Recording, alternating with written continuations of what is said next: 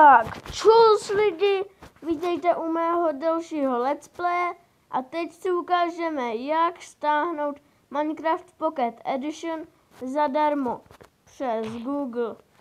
Tak, napíšete tam Panda for Android, potom dáte Android Download Center.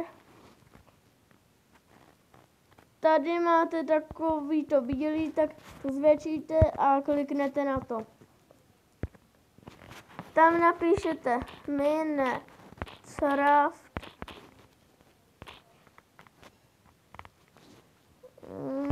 No, dáte search. A potom dáte tady to. Víte, tady ten. Dáte download a potom